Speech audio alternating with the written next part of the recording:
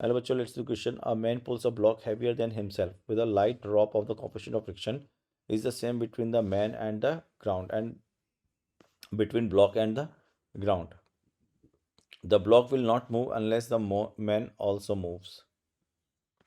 The man can move with even when the block. अब देखो, अगर देखें तो ये फोर्स जो लगा रहा होगा वो उस पर भी लग रहा होगा. एवरी एक्शन की इक्वलेंट अपोजिट रिएक्शन. ठीक है. इसका नॉर्मल रिएक्शन ऐसे है, इसका नॉर्मल रिएक्शन ऐसे है. अब इसका नॉर्मल रिएक्शन मान लो मास ऑफ 1 × g है और इसका नॉर्मल रिएक्शन मान लो ये m2 × g है. ठीक है. तो अगर ये है तो इस कंडीशन में अगर अपन देखें तो इसका जो फ्रिक्शन होगा, लिमिटिंग फ्रिक्शन, वो FL2 मान लेते हैं और इसका लिमिटिंग फ्रिक्शन जो होगा वो FL1 मान लेते हैं. तो FL2 होगा कोफिशिएंट ऑफ फ्रिक्शन म्यू दोनों जगह सेम है आपका. तो FL2 ज़्यादा है किससे? FL1 से. क्लियर है. तो इसका मतलब पहले बंदा मूव करेगा, ये तो मूव नहीं कर सकता. सो हम बोल सकते हैं the block will not move unless the man moves. तो ये तो सही हो गया. ठीक. दूसरा क्या है? The man can move even when the block is stationary. Man can move even when the block is stationary. ये भी सही हो गया.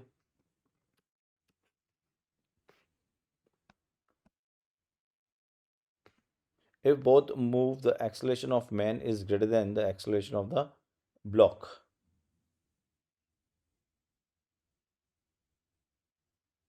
If both move, the acceleration of the man is greater than the acceleration of the blocks. सही बात है, क्योंकि अगर हम बोलें नेट फोर्स लगाया है, so force minus F limiting is equal to mass into acceleration. तो अगर ये मास इंटू एक्सेलरेशन है तो ये हो गया मास ए के लिए, एक्सेलरेशन A1 के लिए, ये FL1 हो गया. और F minus FL2 is equal to M2A2.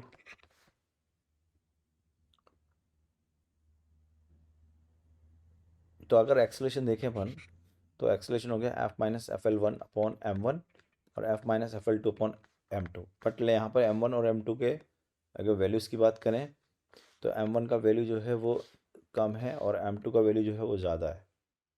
तो एक्सेलरेशन जो यहाँ से होगा A1 वो हो जाएगा F-FL1/m1 और एक्सेलरेशन 2 हो जाएगा F-FL2/m2.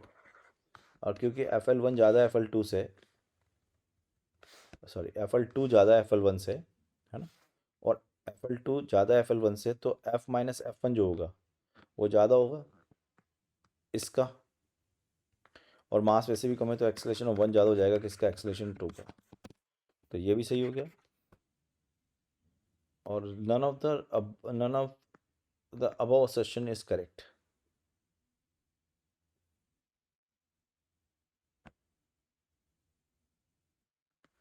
तो ये हो गया नन ऑफ इनकरेक्ट. ऐसे लिखेंगे तो डी ऑप्शन करेक्ट हो जाएगा आपका.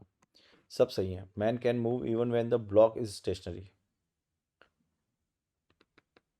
क्योंकि इसका लिमिटिंग कम है, इसकी लिमिटिंग से, तो फोर्स अगर ये जब बराबर लगाएगा तो ये चल जाएगा. सही बात है ये भी.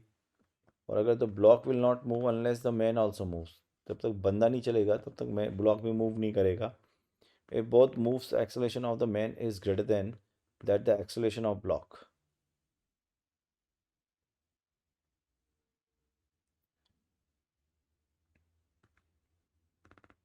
ये भी सही है. तो इसमें यहाँ पे लिखना पड़ेगा आपको none of the above assertion is incorrect.